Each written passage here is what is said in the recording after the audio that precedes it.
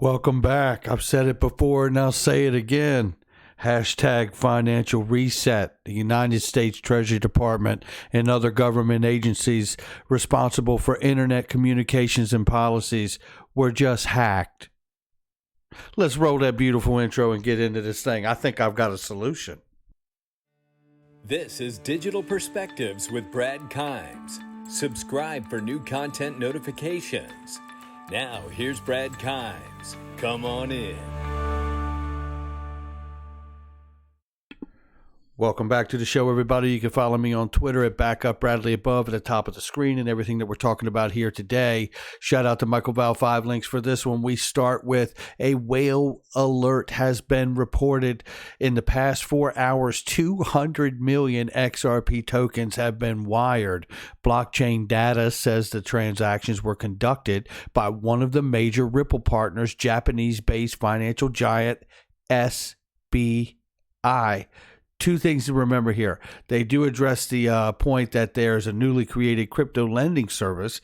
And then I also want to remind people, too, that they have begun testing XRP in a $6.6 trillion FX market. By the way, before we go any further here, don't go anywhere. I'm about to play you some powerful clips from Brian Brooks and what he says about the banks considering using digital assets and seeing and treating them as if they are to be in the FX currency market for exchange. That means all digital assets would be currency.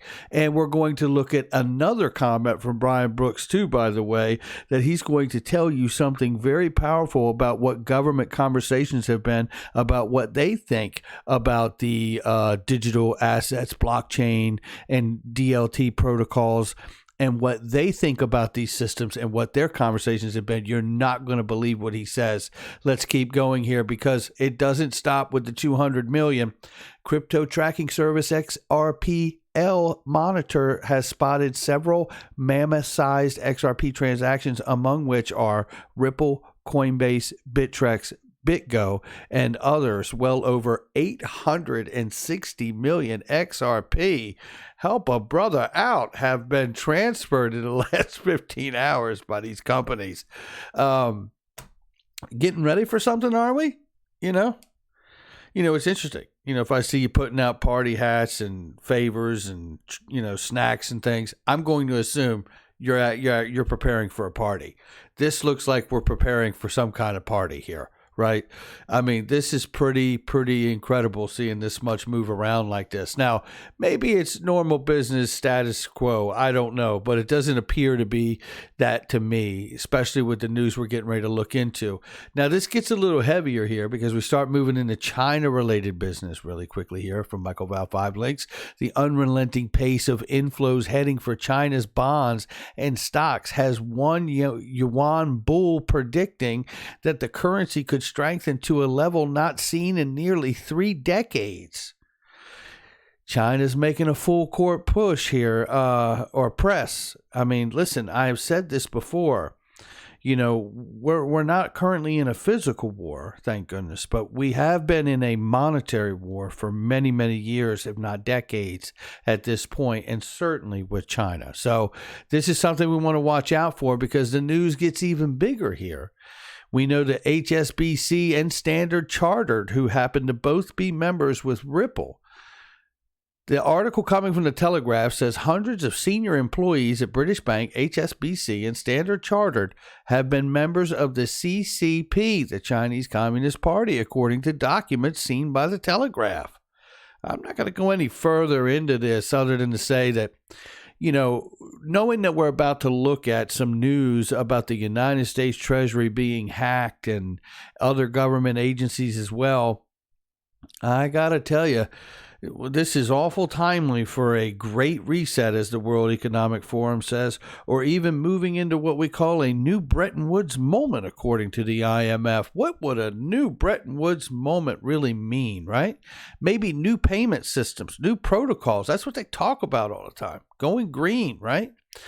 Reuters report says here from Michael Val 5 links, December 13th, that the U.S. Treasury Department and other U.S. government agencies responsible for internet and communications policy were hacked. The report indicates that these hackers were backed by a foreign government. This is not a small matter. This is a big deal. This could be a catalyst to get a new system in place. And I'm telling you, you're going to get knocked out with these comments from Brian Brooks here in just a second. So stay with me. We are not done by a long shot. Let's run through this really quickly here. Suspected Russian hackers spied on U.S. Treasury emails, sources say. Says here from Reuters in Washington, hackers believed to be working for Russia have been monitoring internal email traffic at the U.S. Treasury Department and an agency that decides internet telecommunications policy, according to people familiar with the matter. This is horrible news. And better that you find it out than not know it, right? There is a concern within the U.S. intelligence community that the hackers who targeted the Treasury and Commerce Department's National Telecommunications and Information Administration used a similar tool to break into other government agencies, according to 4 people briefed on the matter. The people did not say which other agencies, but late Sunday, Austin, Texas-based IT company SolarWinds said software updates it released in March and June of this year may have been surreptitiously tampered with in a highly sophisticated targeted manual supply chain attack by a nation state. Wow, these are incredible allegations and comments here. SolarWinds stopped short of saying the hack at the Treasury occurred via them, but 2 of the people familiar with the investigation said the people were believed to be the channel by which the hackers got in. Okay. A representative of SolarWinds did not immediately return messages seeking comment. I bet they didn't. SolarWinds says on its website that its customers include most of America's Fortune 500 companies, all top of the U.S. telecommunication providers, all 5 branches of the U.S. military, State Department, the National Security Agency, and the Office of the President of the United States. Did you just hear what I just read? The entire government's been hacked. That's what I just read to you. 3 of the people familiar with the investigation said Russia is currently believed to be behind the attack. 2 of the people said the breaches are connected to a broad campaign that are also involved with recently disclosed hack on FireEye, a major U.S. cybersecurity company with government and commercial contracts. The United States government is aware of these reports, and we are taking all necessary steps to identify and remedy any possible issue related to this situation. Came from the spokesman of the National Security Council. The hack is so serious it led to a National Security Council meeting at the White House on Saturday, said one of the people familiar with the matter. The Commerce Department confirmed that there was a breach at one of the agencies in the statement, and we asked the Cybersecurity Infrastructure Security Agency and the FBI to investigate, and we cannot comment further at this time. I do want to take you down here to this portion right here.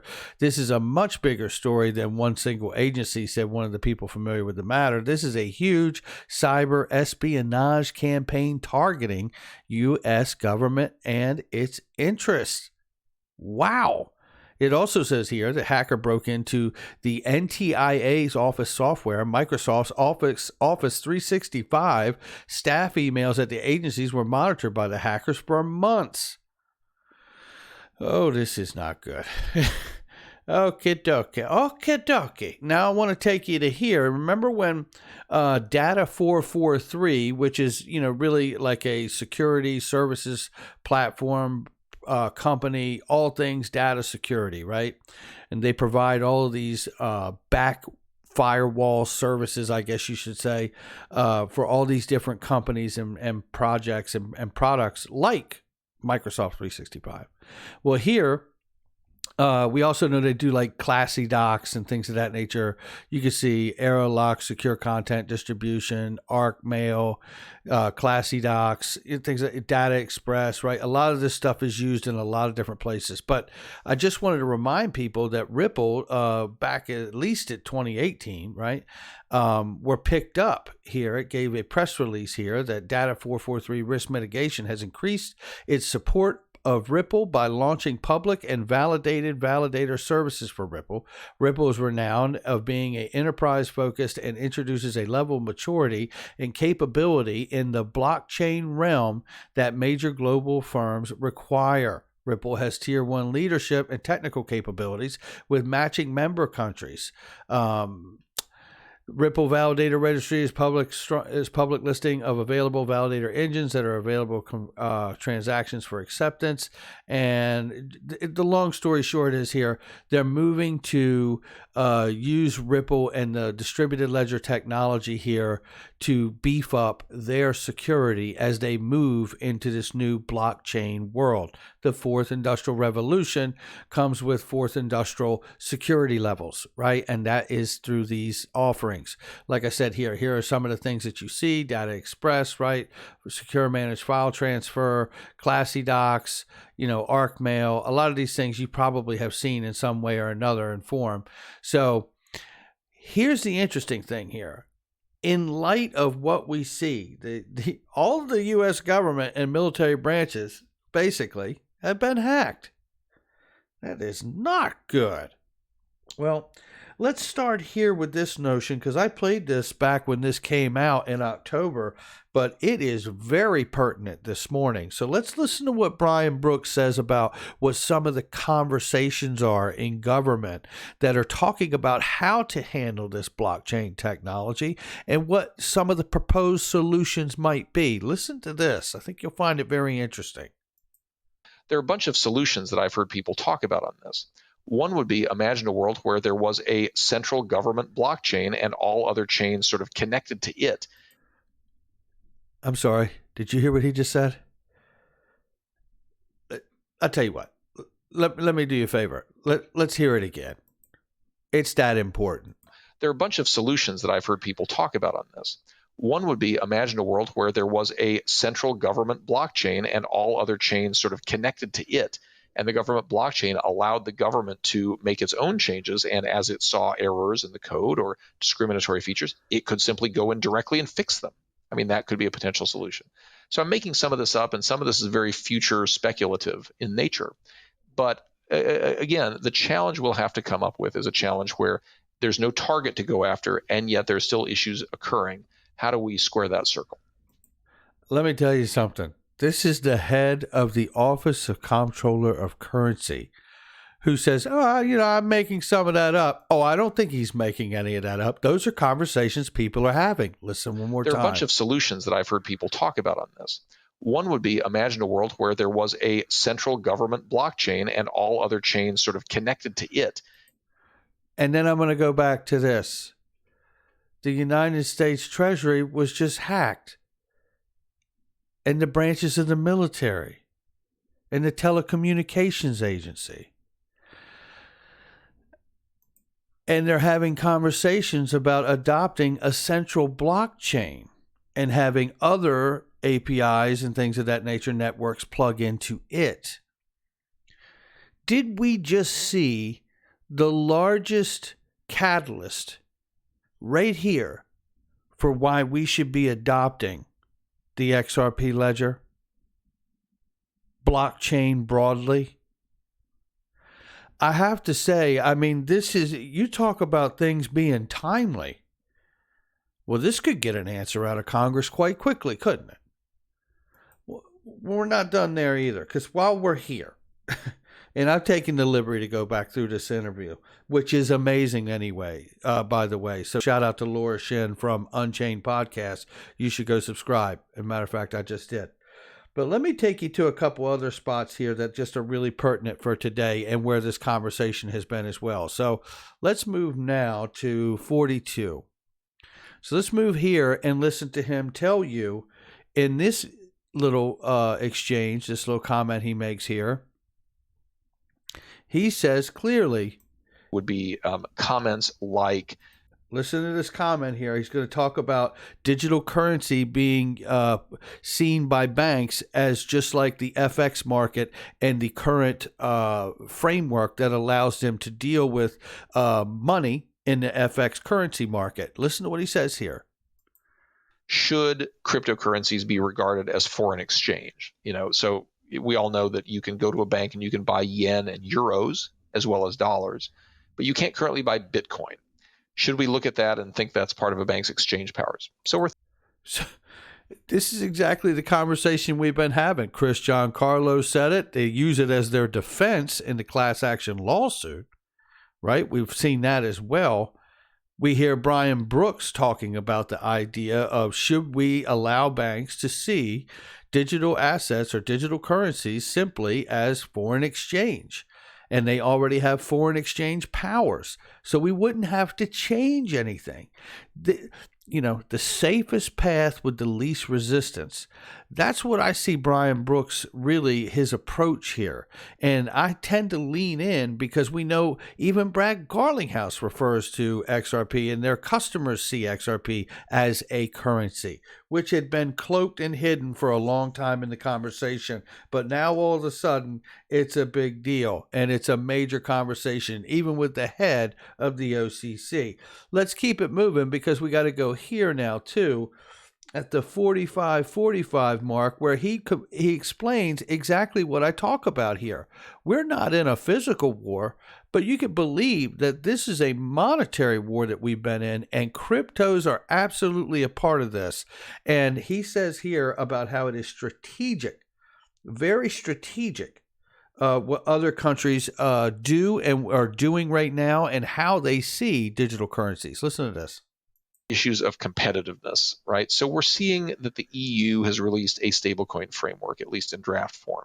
You see that China has actually already issued the e-renminbi, and they're now distributing it broadly through a series of airdrops. The question is, where's the U.S. in all of this? I mean, it's not an answer to just say we're really worried about AML, and so we need to take a law enforcement lens. I mean, of course we have to do that. But these other countries are seeing crypto and stablecoins in particular as a strategic advantage. And we haven't figured that out. So we really have to get on the stick here. We need to move faster to say what the framework is and to move the country in that direction. That's the way that I'm seeing governments think about it. Less pandemic related, more competitive related. Less pandemic related, more competitive related. And I like that. But you know what? Maybe that's not even enough of a motivator. Maybe it's got to be motivation like what we're seeing right here. The U.S. Treasury being hacked, and now we need to update the system. And we need to do it very, very quickly because this here is not acceptable. And this is not going to be a new normal. You can bet on it. I don't care who is running the country.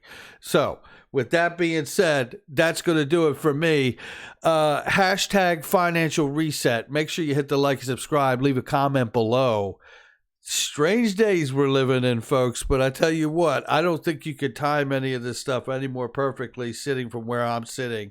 This is pretty compelling for crypto broadly. So leave a comment below. I'm interested to see what you say on this, and hit the like and subscribe, and check out all the links in the description box and the comment section.